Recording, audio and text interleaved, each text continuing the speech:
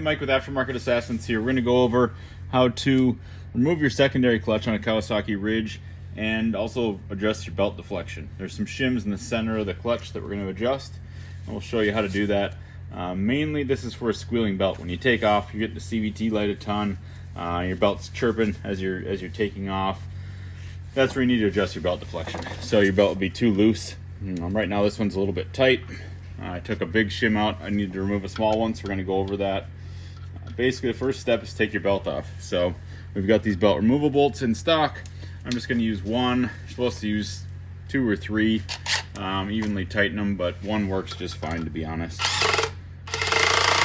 At least with the stock secondary spring. As we get stiffer springs, then we might want to use more of the bolts.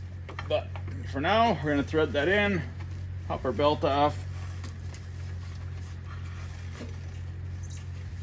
A little hard to see, we're zoomed in, but rip our belt off the top of the secondary sheave.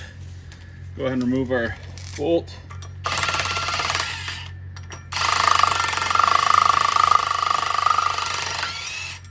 Bolt is out.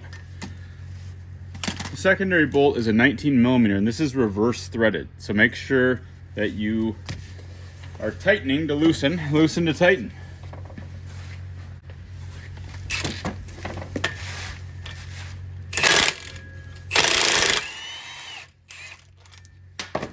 Throw it on the ground like that. It's fine, and it just slides off. It's just splined on. There's our secondary. You can see that. We're going to bring it over to the bench. All right, we've got our secondary on the bench. We need a clutch compression tool, all thread like this. We sell this spring cup tool and some all thread. We don't have the base on it like this, but anything will work. We basically have to compress this down so we can get the snap ring off safely and then decompress this spring. There's a lot of pressure under the snap ring, so use a lot of caution when you're pulling these apart. You don't want to just hold this down. You want to have something, a compression tool like this. We also have some a magnet. You'll need that to get the rollers out of this clutch. And then we have this strap wrench, because I'll show you, you might need that to get a piece of the clutch apart here. So let's start off by putting this on our clutch compression tool, our spring cup tool. We're going to make sure that the end of our snap ring is available through our window here.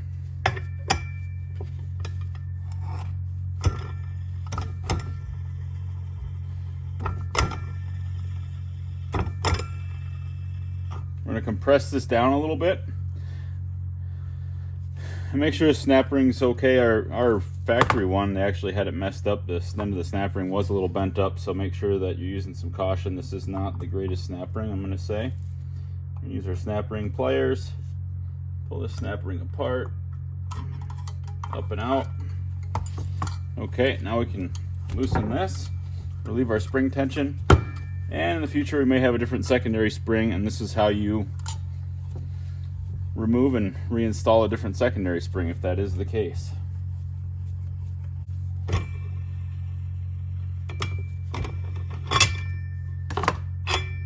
Okay, our spring cup, our snap ring, our spring, set that aside.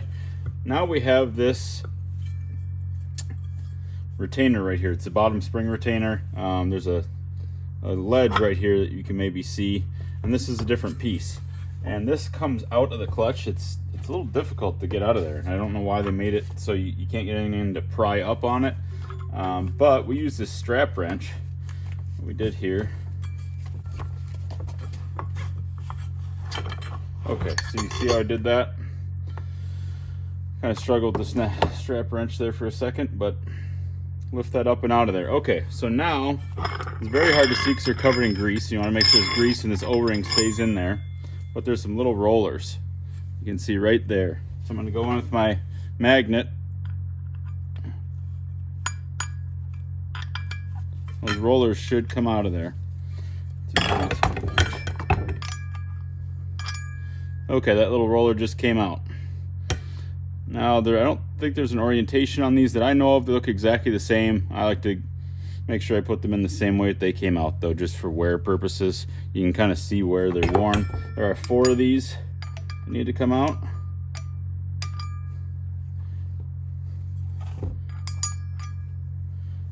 Put them on a rag over here.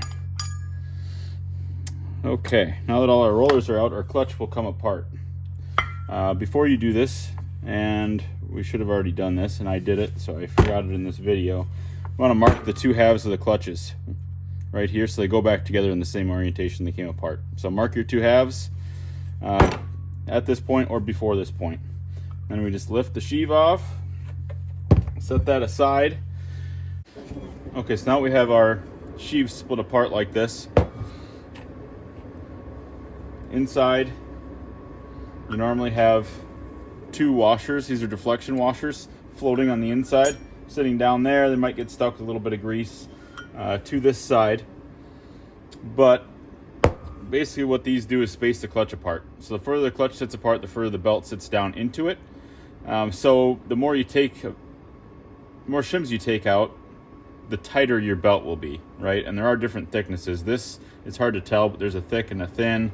I removed the thick already. It was a little too tight. It was making the belt kind of turn the secondary at idle, and it was a little bit hard to shift.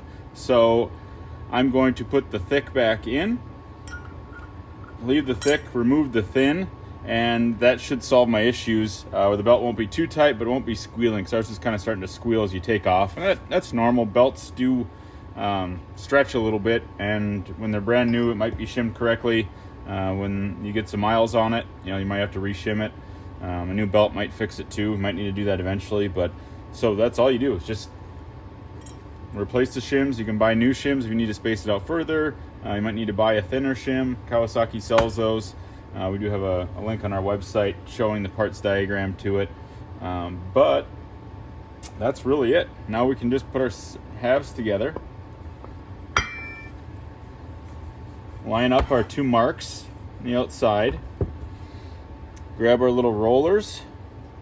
And you can kind of see there's a line on it where they were in there. And we're going to just slide those in. And you want to make sure you don't go in too far with these rollers. The reason being is they'll actually come through the other side. The grease will help hold them in, so make sure you're well greased. I mean, these things are from the factory. This thing's new enough. I'm not going to re-grease this whole system, but if you were low on grease or noticed it was really dirty, you do that. These things should just be flush. It's kind of hard to tell in a video, I'm sure, but just flush. And what happens is when you put this on the vehicle, the secondary shaft, it'll actually hold those from coming all the way through, right? So if you put them in too far, you won't be able to get it on the shaft because you'll be hitting these rollers that are too far through. So make sure that those are there. Like I said, the grease will help hold them in place when we're putting them on the vehicle. Put those back in. Once those are in, we're going to grab our bottom spring cup / seal. Make sure your O-ring here is in good shape. Everything looks okay. Just push this down and lock that into place like that. Grab our spring on. We have our cup that's stuck on our tool here with the snap ring in there. Put that in place. This whole assembly on our compression tool. And simply do the opposite here. Crank it down as we did before. And you're gonna have to center this up because the spring will get a little wonky on you. So you might have to mess with it just a little bit.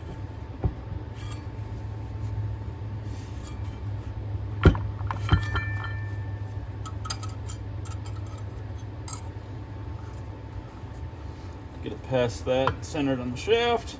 Make sure you go well below the snap ring groove. Gives you a lot more room to work. So compress that spring further than you think you'd have to. Make sure your snap ring again is in good shape. They're not the best snap ring.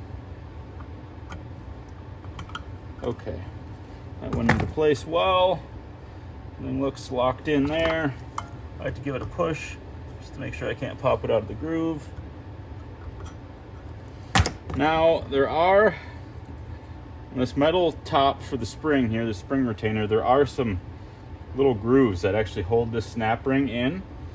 So you want to line it up so the snap ring can't move out of its its own way, basically, right? So once you get it down in there, it can't screw up, it can't come off. So there's two that line up with the very ends of it that are a little bit closer together than the others. And it's hard to see, I know, but there's two little retaining tongs there. So I'm going to back this out.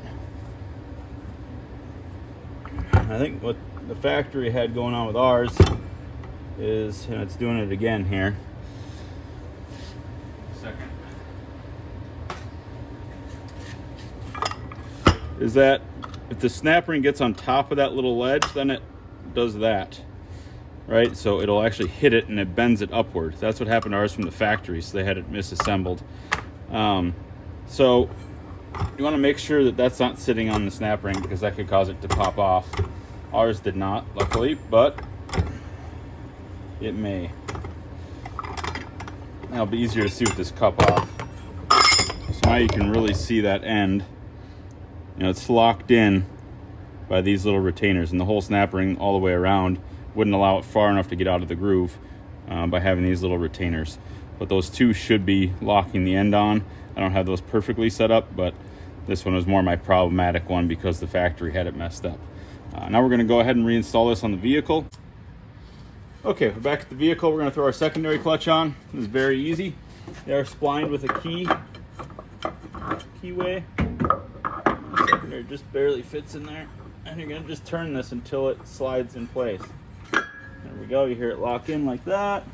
We hit our first mark, and we're going to go throw it in high range. That's going to help this not spin. Now we can do exactly that. Turn it. Good to go. Now we're going to grab our bolt, our washer. Make sure that the bolt and washer are as follows. Thread this in. Left-handed threads. Put this on loosen.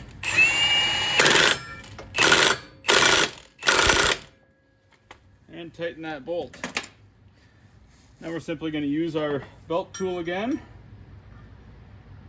Spread the secondary apart and then put our belt on, and we will be all set. Our belt deflection adjusted.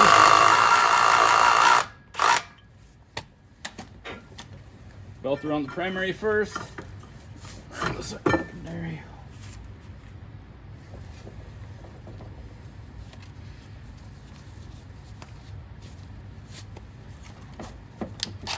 Remove our tool.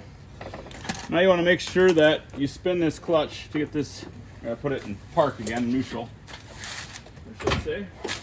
Go to neutral and spin this clutch. Faster you spin it, the quicker it'll go. You want to get this belt all the way to the top. When you first fire it up, you want to give it a little bit of free rev so it comes all the way to the top. And you want to make sure that this secondary, when you are at idle, it's not trying to spin too much. You know, a little bit of spin, not going to hurt you. But if it's spinning like crazy, that's going to make it hard to shift. That's not great. If it's got a ton of belt slop, which, you know, this isn't all the way to the top yet. Once I run this, it'll actually bring that belt further to the top. But make sure you don't have too much slack in it, because it will squeal off a get-go. And that's basically it. Assemble with your cover back on, your plate, and go ride it.